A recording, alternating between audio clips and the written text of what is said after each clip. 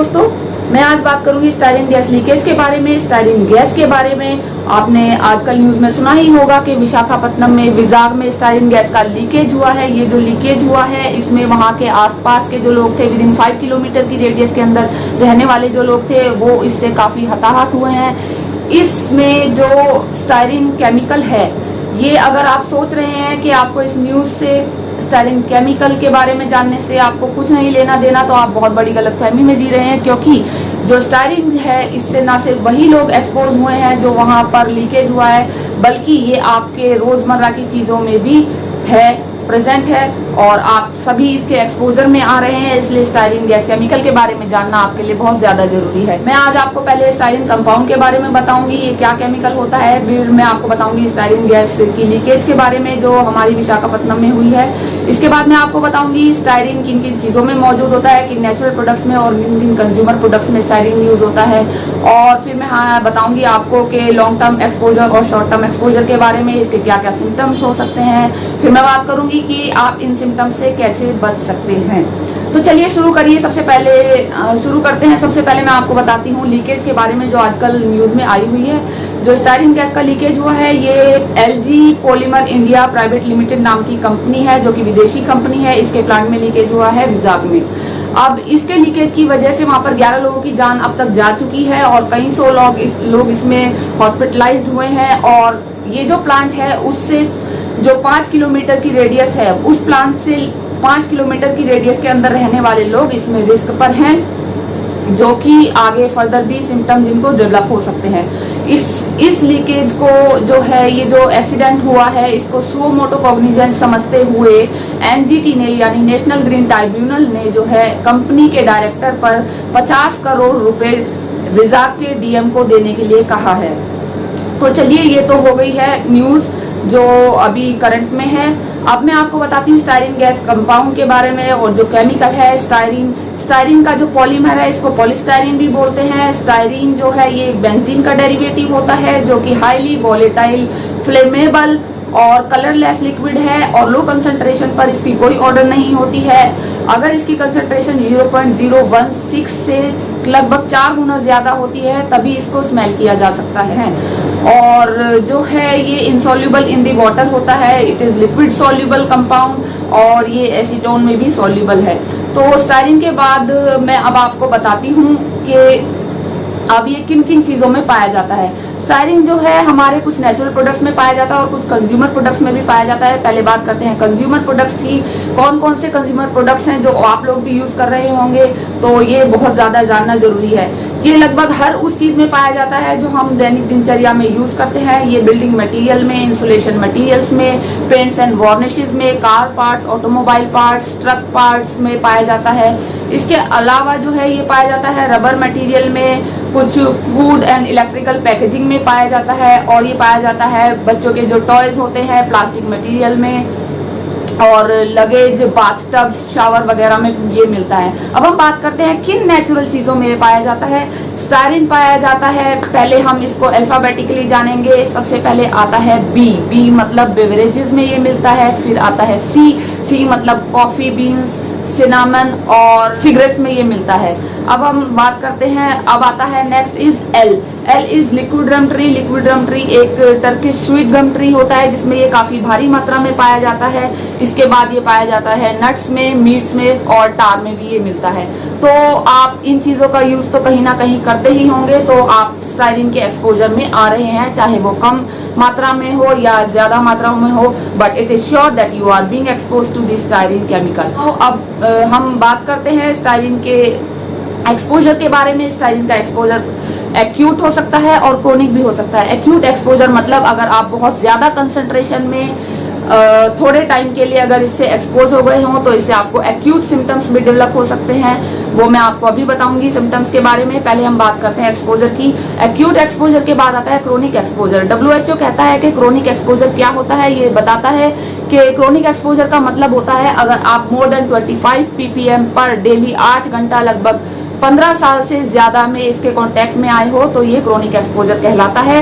अब हम बात करते हैं सिम्टम्स की। There can be acute symptom और देयर कैन बी क्रोनिक और long term symptom. Acute symptom का मतलब होता है जो तुरंत आ जाते हैं, तुरंत लक्षण जो हमें देखने को मिलते हैं वो एक्यूट सिम्टम कहलाते हैं। इसमें हो सकता है म्यूकस मेम्ब्रेन का इरिटेशन, जैसे कि हमारी आंखों में इरिटेशन होना, हमें जो है थ्रोट में इरिटेशन होना, हमको ब्रीदिंग डिफिकल्टी होना, स्किन के कांटेक्ट में आने से अरिथमा हो जाता है या रैशेस पड़ जाते हैं जिसको हम डर्मेटाइटिस कहते हैं। अब हम आते हैं क्रोनिक एक्सपोजर के बारे में। जो क्रोनिक एक्सपोजर वाले सिम्टम है ये बहुत ही ज्यादा कॉम्प्लिकेटेड और बहुत ज्यादा सीवियर सिम्टम्स होते हैं। पहले हम बात करते हैं सीएनएस की।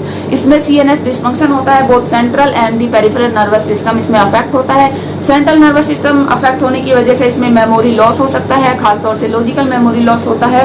और पेरिफेरल में पेरिफेरल न्यूरोपैथी हो सकती है, लोगों को नंबनेस हो सकती है, उसको सेंसेशन में गड़बड़ी हो सकती है और टिंगलिंग सेंसेशन हो सकती है पेरिफेरल लिम्स में। और इसके अलावा ये न्यूरोटॉक्सिक भी होता है, इससे हियरिंग लॉस हो सकता है और फैक्ट्री जो स्मेल करने की कैपेसिटी है उसमें डिफेक्ट आ सकता है। और अब हम बात करते हैं, ये होता है जीनोटॉक्सिक। जीनोटॉक्सिक मतलब ये हमारे जीन्स को अफेक्ट करता है, ये तो श्योर है। एनिमल्स में भी कुछ स्टडी में पाया गया और साथ में ह्यूमंस में भी कुछ स्टडीज में पाया गया है कि ये श्योरली जीनोटॉक्सिक प्रोडक्ट होता है। बट WHO बताता है कि ये WHO कहता है कि जो इसकी कार्सिनोजेनिक कैपेसिटी है, मतलब ये कैंसर कॉजिंग है या नहीं है, इसके बारे में हमारे पास एनफ डेटा उपलब्ध नहीं है, एनफ स्टडीज नहीं हुई है। तो हम ये कंफर्म वे में नहीं कह सकते हैं कि ये कार्सिनोजेनिक होता है या नहीं, खासतौर से ह्यूमंस में। बट ये कंफर्म है कि ये माइस में और रैट्स में कार्सिनोजेनिक होता है। अब हम बात करें बच्चों की। बच्चे जो हैं इससे सिमिलर वे में अफेक्ट होते हैं जैसे अडल्ट होते हैं।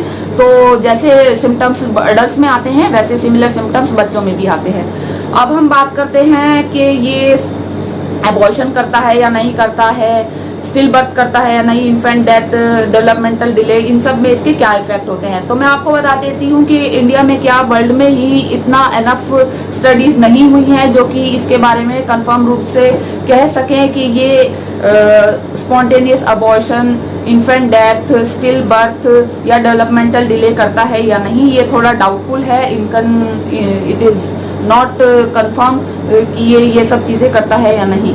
अब हम बात करते हैं प्रिवेंशन की। प्रिवेंशन के लिए आप क्या कर सकते हैं। और प्रिवेंशन में जो चीजें मैंने आपको कंज्यूमर प्रोडक्ट्स गिनवाए हैं कि किन किन चीजों में होता है, ये सारे कंज्यूमर प्रोडक्ट्स गांव की तुलना में शहर में ज्यादा यूज होते हैं। तो इसका जो एक्सपोजर है as compare to rural area, urban area में बहुत ज्यादा है। इसीलिए जो है अर्बन एरिया में इन ज्यादा प्रोडक्ट्स के यूज की वजह से अर्बन एरिया में कैंसर काफी ज्यादा देखने को मिलता है। जो नॉन कम्युनिकेबल डिसीज हैं लाइक हाइपरटेंशन, डायबिटीज, कैंसर वगैरह, ये सारी जो चीजें हैं अर्बन एरिया में ज्यादा देखने के लिए मिलती हैं। तो प्रिवेंशन हम कैसे कर सकते हैं। हम बिल्कुल इन चीज़ों को जो हम यूज़ करते हैं कंज्यूमर प्रोडक्ट्स जिनमें स्टायरीन होता है, इनको हम बिल्कुल निगेट नहीं कर सकते हैं अपने डेली यूज़ के लिए। बट हम कोशिश कर सकते हैं कि हम इनकी बजाय कुछ और चीज़ों से इनको रिप्लेस कर दे। जो हम प्लास्टिक का जो चीज़ें यूज़ करते हैं अपने घर में, उनकी जगह हम वुडन चीज़ों का इस्तेमाल कर सकते हैं। या फिर जो मिट्टी की बनी हुई चीज़ें होती हैं, स्टील की बनी हुई चीज़ें होती है, आयरन की होती हैं, हम उनका इस्तेमाल कर सकते हैं बजाय कि रबर प्लास्टिक को यूज़ करने के। और हम कोशिश कर सकते हैं, दूसरा हम क्या कोशिश कर सकते हैं, हम कर सकते हैं कि हम जब भी कुछ चीज़ों, इन तरह की जो चीज़ें होती हैं जिनमें स्टायरीन की होने के चांसेस ज़्यादा होते हैं, उनको छूने के बाद हम हमेशा अपने हाथ धोएं। इसके अलावा जो है अपने जो जहाँ पर पेंट्स एंड वार्निशेस का यूज होता है, जहाँ बिल्डिंग कंस्ट्रक्ट हो रही होती है, वहाँ पे स्टायरीन के एक्सपोजर के चांसेस ज़्यादा होते हैं। तो हम कोशिश कर सकते हैं ऐसी जगह पर अगर हम हैं तो अपने जो है नोज एंड माउथ को हम कवर करें। तो ये चीज़ें यूज करके आप जो है स्टायरीन के एक्सपोजर से बच सकते हैं। अब मैं आपको बताऊंगी ऑर्डर थ्रेशोल्ड के बारे में। WHO कहता है कि अगर इसकी कंसंट्रेशन 0.016 ppm यानी पार्ट्स पर मिलियन से 4 गुना ज्यादा है, तभी आप इसको स्मेल के थ्रू डिटेक्ट कर सकते हैं। और इन एम्बिएंट एयर जो है, यानी कि जो एक साफ सुथरी सांस लेने के लिए जो हवा होती है, उसमें ये जो केमिकल स्टायरीन है ये ट्रांसफॉर्म हो जाता है टू फॉर्मेल्डिहाइड एंड बेंजल्डिहाइड। और ये दोनों ही एयर पॉल्यूटेंट्स है। और जो फॉर्मेल्डिहाइड है इसके बारे में सभी लोग जानते हैं कि ये कैंसर कॉजिंग एजेंट होता है। अब मैं आपको बताऊंगी न्यूरोसाइकोलॉजिकल इफेक्ट। न्यूरोसाइकोलॉजिकल इफेक्ट जो आते हैं स्टायरीन के एक्सपोजर से, ये क्या क्या हो सकते हैं। न्यूरोसाइकोलॉजिकल इफेक्ट्स में जो है आपका जो रिएक्शन टाइम है, यानी कि आपको कोई भी स्टिमुलस देता है तो आप कितनी टाइम में उसके लिए रिएक्ट करते हैं, वो टाइम आपका जो है डिक्रीज हो जाता है, यानी आपका डिक्रीज रिएक्शन टाइम हो गया स्टायरिन के एक्सपोजर के बाद। इसके अलावा जो आपका कलर विजन है ये इम्पेयर हो सकता है, आपका जो है पेरिफेरल नर्व का कंडक्शन जो है वो डिले हो सकता है, आपको कुछ प्री नार्कोटिक सिम्टम्स आ सकते हैं like headache, fatigue, मलेज, weakness, drowsiness वगैरह, ये प्री नार्कोटिक सिम्टम्स हो सकते हैं। और इसके अलावा जो है आपका इक्विलिब्रियम जो मेंटेन, मतलब आपका जो बॉडी पोस्चर को मेंटेन करने की एबिलिटी है या दूसरी तरह के जो एबिलिटी होती है इक्विलिब्रियम, उसमें डिस्टरबेंस हो सकता है। इक्विलिब्रियम डिस्टेंस के अलावा जो है आपका मेमोरी डिस्फंक्शन हो सकता है। आपको स्टायरिन के बारे में जो भी आपकी जरूरी चीजें जानने के लिए हैं वो मैंने आपको सभी बता दी हैं, और आपको अगर मेरी बताई गई चीजें पसंद आई हैं तो आप मुझे बताइए, मेरे वीडियो को लाइक कीजिए, शेयर कीजिए, और सभी जगह सभी लोगों को ये बताइए शेयर करके कि स्टायरिन से होने वाले खतरे क्या हो सकते हैं और आप इनसे कैसे बच सकते हैं। Thank you.